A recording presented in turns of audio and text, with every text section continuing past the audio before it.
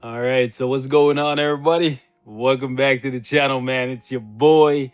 And after yesterday's good fortune, bringing in two brand new CTPs of Rage, I decided we're having some good luck. Why not try to cash in on that, right? And I decided to build my first level 70 of update 5.4. And I originally planned to go with the kid just because he's a lot more fun to play than Rachel. And I also find him much easier to use, right? But more of you guys seem to want to see Rachel, so I decided to work on her first. And I can't lie, I was expecting to get a little bit of luck, you know what I'm saying? But I guess after getting 4 CTPs of Rage from Rage Week, I used up all my luck and I actually got destroyed on her potential. Like, I got utterly destroyed. Well, I guess it could have been worse, right? We used like 4,500 materials, which is quite a lot, but it's not as bad as it could be, right? I used like 3,000 feathers and like 1,500 Mcron crystals, but I wanted to show her off to you guys a little bit today. And we haven't changed her setup. We're still rocking with a regular custom gear. I wanted to show her off a little bit and some high-level content before we swap over to a CTP of Rage, right? Because I know most of you guys are not going to have a CTP of Rage lying around for her, because you'd have to have, like, I don't know. Somebody got a Odin's Blessing from converting. I might actually convert a bunch of mine, but I know I'm not going to get nothing, right? But I might actually convert a bunch of mine to see if I get anything. But yeah, I know a couple of you guys are not going to have, hold up, CTPs of Rage for her, because honestly, the one I'm going to test on her, I don't think I'm going to keep it on her just because I only have like 7 of them. And I know 7 sounds like a lot when, you know what I'm saying, most people only have like 1 or 2 max, right? But there's so many characters in the game that do well with a Rage. You really have to pick and choose who you give it to. Nice. We got some juicy defense down there from Weapon X, and she's doing pretty good here on state 60 without a CTP, so I don't think anybody can argue that she's a weak character, right? Because that's the argument a lot of people are saying, like, if I already have Scarlet Witch, I already have Sue Storm, you know what I'm saying, why do I need her? I already have Weapon X for the, like, War Boss ultimate debuff, like, why do I need her? But she's a good character, man. It's just the only fault with her, right, is just the cooldown times are really wonky, so it's really hard to proc properly with her. And obviously we're all going to complain that defense down that doesn't apply on War Boss is just garbage, right? And that's facts, right? But if they're not going to change it and they know that's what we want, what can we do, right? We can just keep voicing our opinion and hopefully something happens. But at this point, I think it's too far gone. I don't think they're gonna go back and change it. And honestly, they're hurting themselves more than anything else. Like, sure, it would benefit us to have our defense work, like our all defense down work in World Boss Ultimate, but it would benefit them even more to have it work in World Boss Ultimate, because even more people would want to buy the character. They would definitely make a lot more sales for the package, right? Because she pops in as a striker pretty often, and she almost always uses her force skill, and that force skill has a lot of defense down on it. So if it actually worked in World Boss, then we would be in business, right?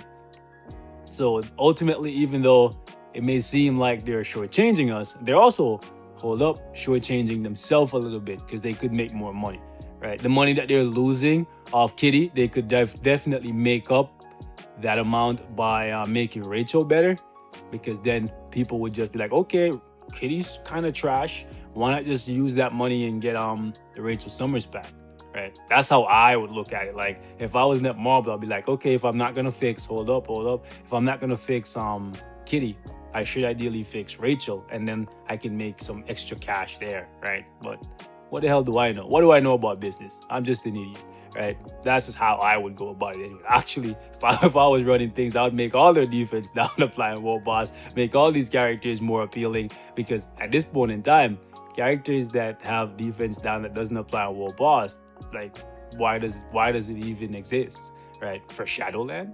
Like, get out of here with that, right? And talking shit, and I'm running out of time. I wasn't even paying attention, but there we go. We're back on. We're back on, right? And it really comes down to just poor proc timing on my part. But Baby Girl is pretty damn powerful, right? I feel like with a CTP of Rage, she could probably push up to like 70. And I'm definitely going to try that out. So you can see for yourself right here, stage 60, casual walkthrough with me, missing like literally all of the procs, right? If I'm going to go through this right now, honestly, when I rewatch this thing, I can tell you guys, 90% of those procs were definitely not on point.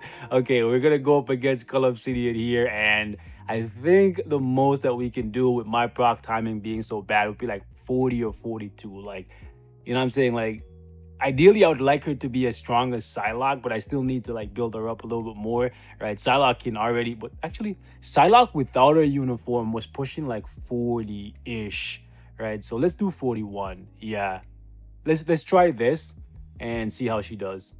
No, this is gonna be a much tougher fight. I'm not even sure if she's gonna be able to do this because I'm gonna definitely need to be on the ball with the procs. And the first one is already off. Okay, we got back-to-back fifth skills. That's good. That's good. That's good. And the rocks, man. The rocks. The residual damage from these little floating rocks, they're not good because they trigger the proc early. Like, they're not good for when you have a regular obelisk. If you had rage, then yeah, because then your rage proc will always be going off and then you can just spam all your skills. That'd be good. But for like a regular damage proc where you want to ideally proc on the fifth every single time, these floating rocks are definitely not good. And it's on multiple skills. I think is the 2 skill has the floating rocks, and I think also the is it the 5th? Okay, why did I walk into that? I don't know why I walked into that. Yeah, the 5th skill also has those floating rocks around her. Ooh, she's kind of struggling here. I'm not gonna lie to y'all. Like, I expected a lot more damage, but again, it comes down to how well I can time these procs. Okay, we got a good proc there. I'm gonna go 4 cancel 5 again, see if we can get another good proc. Nope. Okay, we're gonna bail out of there. Not trying to take too much damage with her. She can take a few hits, right? She has the heal. She has the invincibility, so that's good. She's a couple live frames. So I'm not really too worried about her dying, even with the bleed from this guy. I'm more so worried about, since he has high elemental resistances, and he also has the ability to remove the mind control and the debuffs frequently, I don't think she's gonna have enough damage. Yeah, that did not do that much damage. Oof. That's kind of sad. Like, she did well against Ebony, but hold up, we got caught in midair. That was not fun. That was not fun. It's fun when you catch somebody else in midair, but it's not fun being caught in midair. Hold up, let's bail out of there. Let's go 4, 5, no proc. Late proc. It's really, really hard to time her damage procs. Yeah, I don't think she has it. I don't think she has it in her for this. That's kind of sad. Okay. It looks like if I could just consistently land the procs. So I'm not going to say she's terrible. I'm just going to say I'm terrible with her. Right? I feel like if I could consistently land the procs, then yeah, this would be a very comfortable fight. But with the timing on the cooldown being so awkward, yeah, it's not looking possible with the current setup. We're gonna mind control this guy again. That was not that much damage, and that was a decent proc. All right, so boys, we're gonna throw in against Thanos stage 25, and we're gonna try and see how she does there. Okay, this is usually where I test most of my level 70 characters. If they can cut through 25 Thanos, that means it was a worthwhile investment. Hopefully she can redeem herself here against Thanos, because I'm not gonna lie to y'all, I'm a bit disappointed based on how she just performed against Call Obsidian. I understand that being an elemental character comes with its own set of challenges when it comes to Call Obsidian, right? You have to deal with that really high resistance. And since she kind of, not like 100%, but she kind of relies on the mind control as well, right? Call Obsidian is not perfect for her.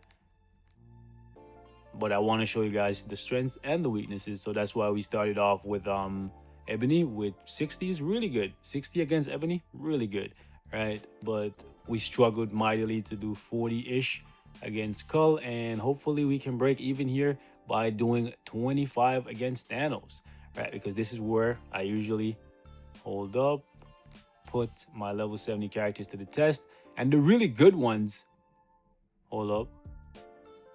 Hey, Quiet Storm, welcome to the party. Anyways, what I was gonna say is hey, that's all we can ask for, brother. Let me focus here. So yeah, as I was saying, the really good ones are actually strong enough to solo even without strikers, right? But I don't think that's gonna be possible for Rage here, because even with strikers, we're having a tough, no, I wouldn't say a tough time. I don't want to say it's a tough time. Okay, hear me out. It's not a tough time playing the character. It's a tough time timing the damage proc, which makes the fight a little bit more challenging. I think that's a better way of wording it. I don't want to make it sound like she's a really difficult character to use, because she's not, right? But timing the damage proc consistently, it requires a good bit of effort, right? So that's something for you guys to keep in mind. And that's why I think Rage is the best for her, which is unfortunate because not everybody's going to have a Rage to just throw on her like that.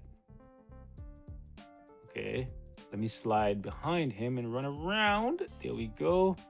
Okay, we're going to have to get out of that mess. I don't know what's going on in there. Let's go 4 cancel 5. And okay, he's going to use that Super Titan Punch. And we are in, ooh, tight spot there. Okay, we're gonna slide behind him and run around. Do the same thing again. Let's do 3, 4, 1. Ooh, really? Yeah, we're okay. We're not doing as good, oh boy, as I would like, to be honest.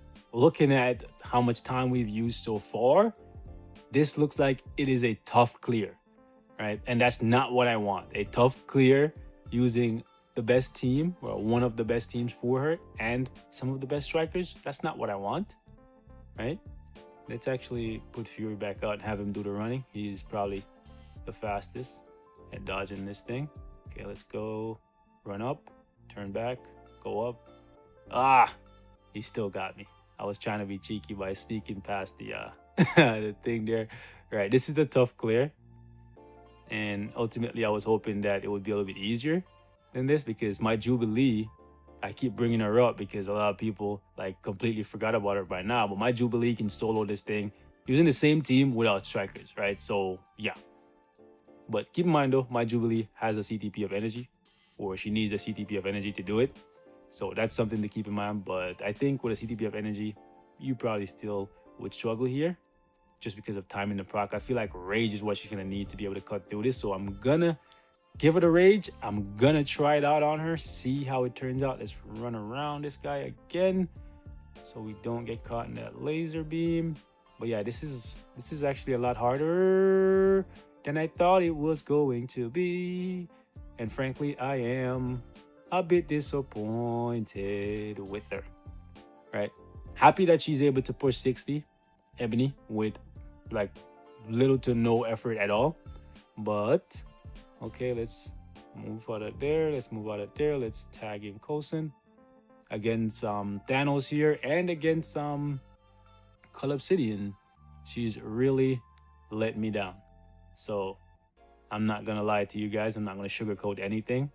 She's not as strong at level 70 as I thought she was going to be. At level 60, she's definitely above average, right? She's definitely a very, very strong level 60, but at level 70, seems like she kind of fizzles out. So I don't know if that means you guys should probably just keep her at level 60 and get what you can out of her and just use your materials on other characters.